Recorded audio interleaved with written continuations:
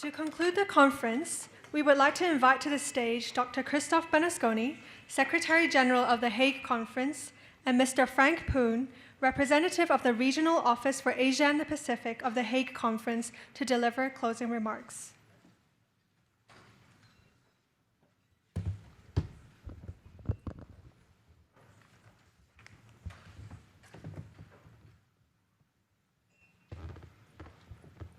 Hello, good afternoon. My name is Frank POON. I am the representative of the Regional Office for Asia and the Pacific of the Hague Conference on Private International Law. So I work in the office here in Hong Kong, which has been established since the year 2012. So we are 7 years old already. What I would like to do in this maybe few minutes is to first of all thank all of you who have come to this conference. I welcome you to the conference. I also want to express our gratitude to you for coming to the conference, especially for speakers, moderators who come from overseas, outside Hong Kong. You really have no reason to come to Hong Kong at this time, but you still decided to come here. So I would like to express my heartfelt gratitude and appreciation. And I hope that you can also consider helping us in future, whether in Asia or in your part of the world, to promote the convention. Now, I want to speak on this convention from the Asia perspective, because I have been working in Hong Kong for a number of years in the legal field.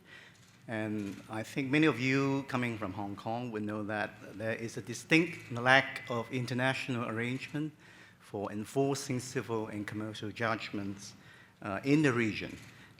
In Europe, you have a lot of established mechanisms for enforcing judgments, recognizing judgment, etc. You have the Brussels regulation, you have the Lugano Convention. But in Asia, there's a distinct lack of it. And I've been asked many, many times by practitioners about how a foreign judgment can be enforced in Hong Kong. And we always rely on something in the past called the Commonwealth Arrangement. But Hong Kong is no longer a member of the Commonwealth. And a lot of uncertainty, a lot of unpredictability. We are going to rely just on comity or reciprocity. So this is a very good convention that we can use in Asia, and we can also promote that convention among states in Asia. And the Judgment Convention will play that functional role of promoting trade and investment in Asia, which is now the focal point of international economic development. It's particularly useful for regional economic initiatives like the Belt and Road Initiative, where you have a number of states involved in a big infrastructure project and really relied on a very reliable dispute resolution system to settle disputes that may arise in those contracts. Of course, arbitration is a good choice, but with this convention, we have an additional tool allowing businesses and lawyers, when they are thinking about dispute resolution strategy, to rely on something like this convention. So this is very good for the Belt and Road Initiative. And also in Asia, we are seeing more economic integration among states, such as the things that we are seeing in ASEAN, where they are talking about an ASEAN economic community. And this is something which will be used also for ASEAN. So from the perspective of the regional office, we will be trying to promote the convention in Asia and trying to provide the technical support that is required in many states in Asia. And if you need help, you need someone who may need help, you can come to the regional office and we can discuss collaboration in order to provide that help. So with that note, I wish to thank all of you for coming, and I wish to give the floor to Dr. BERNASCONI now.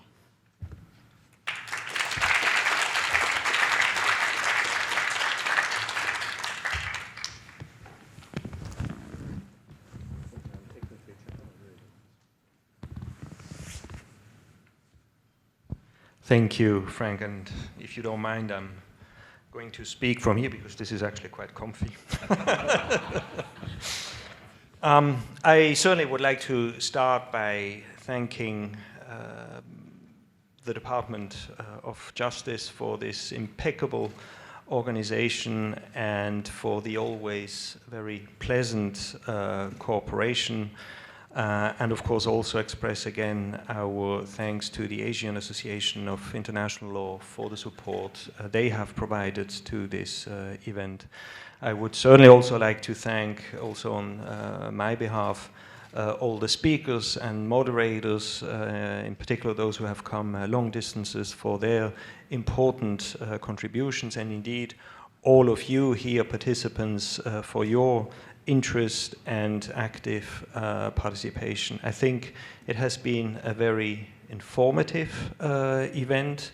I think it has clearly fulfilled its purpose in terms of raising the visibility of this convention, the understanding of this convention, and I'm sure it will help the various government officials in their further assessment of the convention and preparing steps towards signature and or ratification of the instrument. I think it has been a very effective start of this new stage in which we are, the promotion of the convention, but it's clear to me also that we need more of these. And the question is, who wants to be next? Who is interested, willing, excited to welcome and host the next of these events? Please feel free to contact us. We'll be happy to cooperate with you again in different parts of the world. The race is open. I can give you as a sneak preview information that there is very likely going to be, or can I say there will be, an event in New York in April next year, where the convention will again be assessed, commented, explained, and certainly promoted. I also want to pick up on the question of technical assistance. Yes, of course, we are more than happy to take part in this process, but I think in this early stage of still the promotion and implementation of the convention, what really matters is this exchange between government officials, between practitioners, between members of academia as to what are the things to be considered, the experience that can be shared amongst each other, so that we all benefit from the experience that we gather over the months and years as we continue to prepare for the implementation of the convention. I think the technical assistance aspect per se will maybe come at a slightly later stage when the convention will really have started to operate and produce the first results. I think what you are all eagerly waiting for is the explanatory report. I think this is probably the most important, almost certainly the most important next step. And I would also like to go on record by thanking our wonderful rapporteurs, the co-rapporteurs, Paco Garcia-Martin and Geneviève Sommier from Spain and Canada, respectively. They have really done throughout the process a stellar work in producing various versions of the explanatory report. I can say that we, and I'm talking under the control of my colleagues who are more closely involved, so we keep playing the ball back and forth. But what we intend on doing is to send out, before the end of this month, a revised, updated version of the explanatory report, which obviously will reflect the results and the discussion at the diplomatic session. This will be done together with the minutes of the diplomatic session. The minutes, of course, are also a very important source of information and then interpretation of the treaty text. That will happen again before the end of September. The members of the organization will then have until the end of the year, or I think it's the 3rd of January of next year, to submit their comments. So you will have understood that it is truly important that the explanatory report is being endorsed, if I may say so, by the members and owned also by the members as reflecting the common understanding of what was negotiated and agreed upon.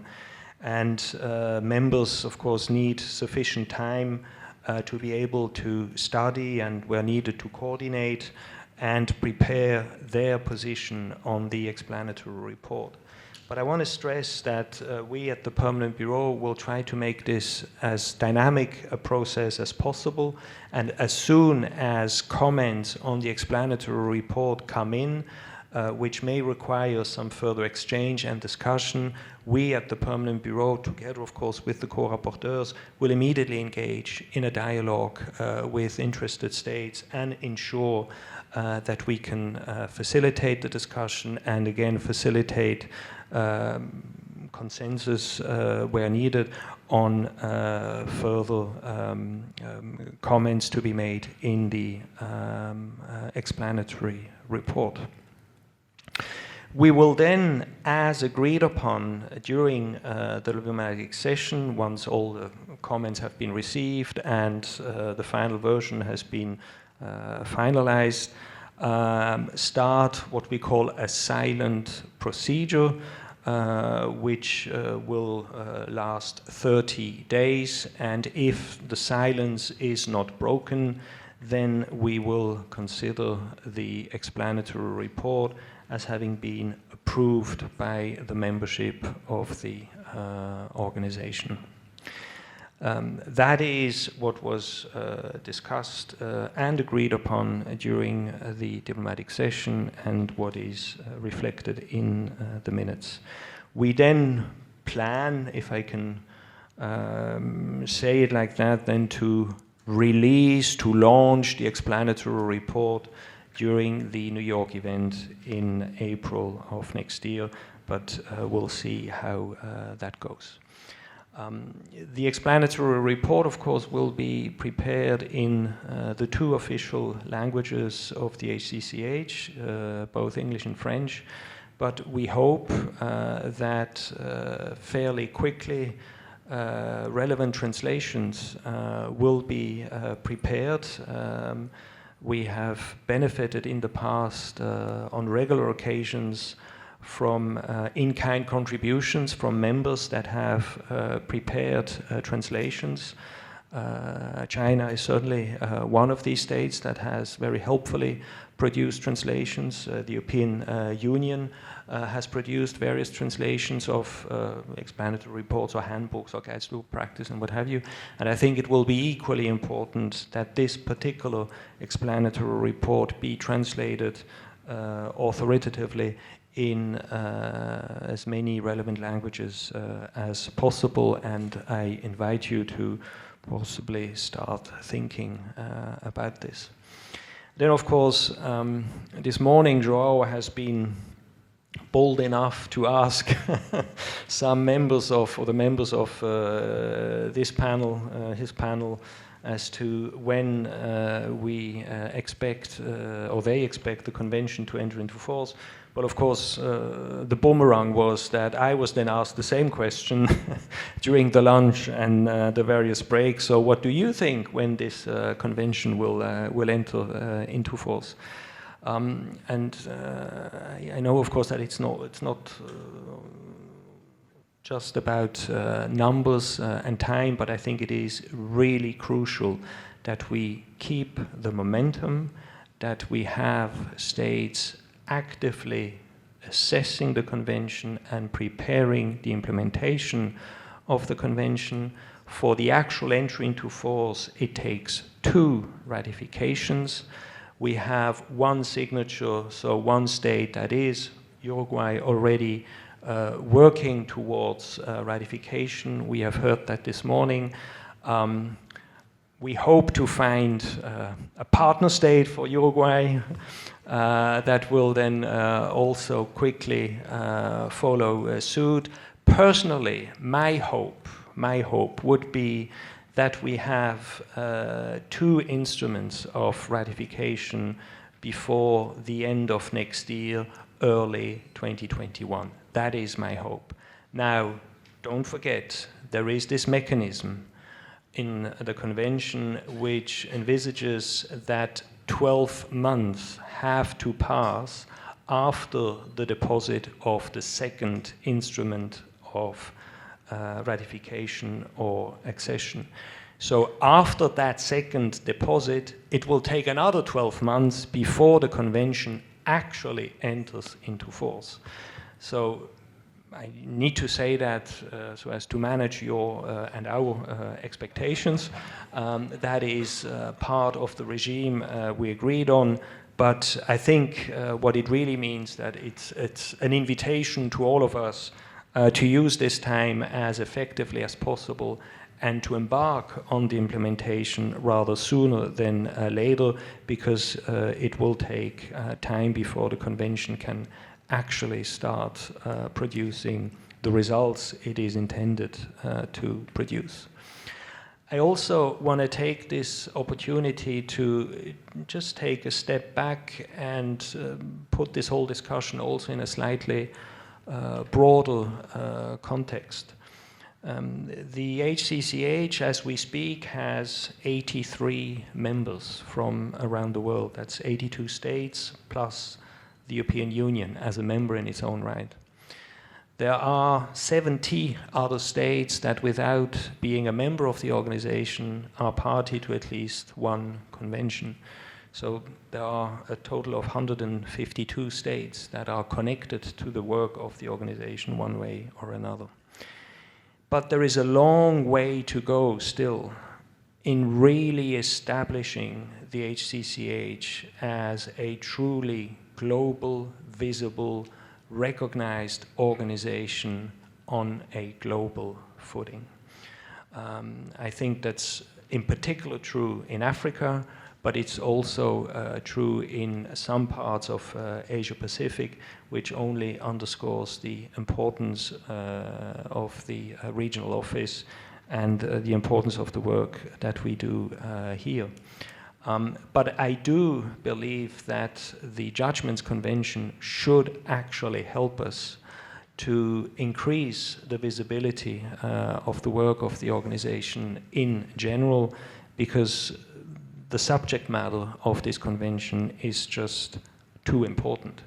And we should seize this opportunity to also work collectively towards the implementation of one of the strategic directions that we have adopted in the new strategic plan, which was adopted by the membership earlier this year, and which clearly establishes universality and inclusiveness as one of the main strategic directions of the organization.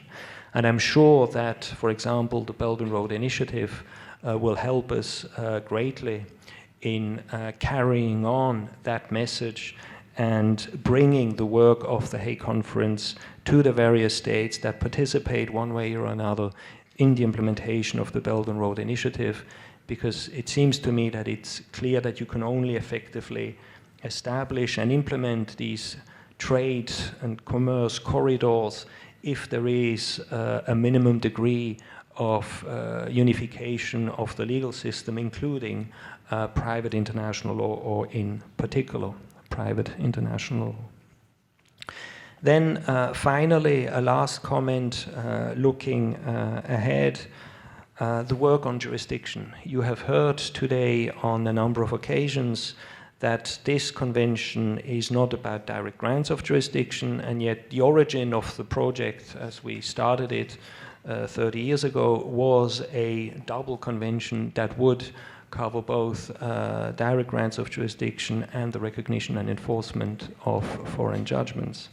Now, I still believe that one of the key moments for the success of the convention that we have talked about today was the decision taken in 2014 to split the two matters, to distinguish direct grants of jurisdiction from recognition and enforcement. I make this comment very respectfully for those who really wanted both things to be carried on together, but I think that just proved to be too difficult and ambitious, and I think it was the right thing to do then, effectively endorsed by consensus by the membership, to first work on recognition and enforcement and then resume work on direct grants of jurisdiction. Well, there the news is that the experts group dealing with direct grants of jurisdiction will resume its work, because the experts group has been in existence for some time, but paused its work and now will resume its work again in February of next year. And then we'll take it from there. But I want you to know that the work on direct grants of jurisdiction will resume, and it will be for the experts to then make a recommendation to the council of the organization as to what sort of product possibly to produce, be it a hard law instrument or a soft law instrument or what have you. But that will obviously be a very important work that the organization will carry on. I think that completes my comments and gives you maybe some further ideas on what may come your way. But again, I would like to collectively thank all of you for coming, for making this a very lively, interesting, productive, inaugural global conference, and I hope there will be other global conferences of the sort. Thank you again.